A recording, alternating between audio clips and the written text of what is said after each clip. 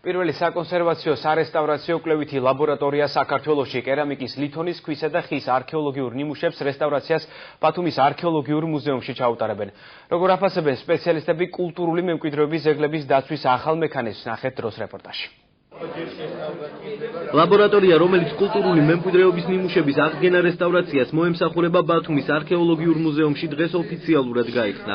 ლაბორატორიის პროექტზე მუშაობა ჯერ კიდევ 2 წლის წინ დაიწყო, მისი სრულყოფის შემდეგ კი 130,000 ლარი უშუალო დამფუძნებელს კულტურული მემკვიდრეობის სააგენტოს ბიუჯეტიდან გამოეყო. ის მონაპოვარი რაც იყო არქეოლოგიური სამუშაოების დროს უნდა მოხდარიყო მისი აღდგენა, კვლევა, ანალიზი, შესაბამისად ეს ლაბორატორია გააკეთებს იმას, რომ ძველი ორ საქმეს გააკეთებს, არსებული წლების განმავლობაში მოძიებული და აღდგენილი კიდევ აღსადგენია და უნდა გააკეთოს და პლუს ის ბოლო რამდენიმე წლის განმავლობაში ვიღწეული შედეგებით მოპოვებული არქეოლოგიური ნიმუშების აღდგენა უნდა მოახდინოს. დავიწყებთ მუშაობა და ალბათ მომავალში უფრო გაძლიერდება და უფრო მეტი თანამშრომელს ავიღოთ, იმიტომ რომ პერსპექტივა დიდი აქვს, მომავალი დიდი აქვს, ასე რომ ვეცდებით რომ რაც შეიძლება კარგად დავაფინანსოთ ჯერჯერობით და შემდეგ ალბათ თვითონ ირჩენენ თავს. უახლესი ლაბორატორიული დანადგარებიდან მიკროსკოპული აპარატურა ოფისისთვის ევროპიდან ჩამოიტანეს.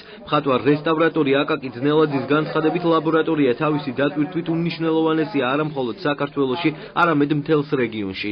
ეგრეთ წოდებულ საბჭოთა კავშირის ქვეყნებში ეგ ლაბორატორია არის მხოლოდ მოსკოვში, არის ლენინგრადში, პეტერბურგში. დანარჩენი მეტნაკლებად არის ისეთი დაბალი დონის ხარისხის ლაბორატორიები. ეხლა ეს ლაბორატორია თავისი აპარატურით არის მაღალი ხარისხის. თავარი ეხლა იქნება სპეციალისტები, რა დონით გააკეთებენ რესტავრაციას და მომავლისთვის ეს ლაბორატორია შეიძლება გააჩნია როგორ იმუშავებს და რა სპეციალისტებით დაკომპლექტება შეიძლება საექსპერტო ლაბორატორიაც მოგვევლინოს. ხელოვნების ნიმუშების, კერამიკის, ლითონის, ქვისა და ხის არქეოლოგიური არტეფაქტების, წიგნების, ფრესკებისა და სხვა კულტურული ძეგლების რესტავრაცია, კონსერვაცია.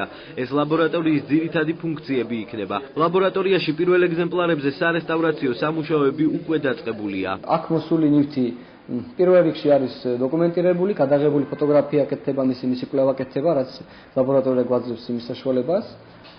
შემდეგ კეთება მეთოდოლოგია, იწერება, როგორი მეთოდით გავაკეთოთ რესტავრაცია და რა მასალები გამოვიყენოთ.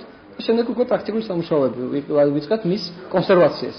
აღდგენა უკვე სხვა თემაა. დღესვე რეგიონისა და ქვეყნის კულტურული მემკვიდრეობის სააგენტოებს შორის ურთიერთთანამშრომლობის მემორანდუმს მოეწერა ხელი.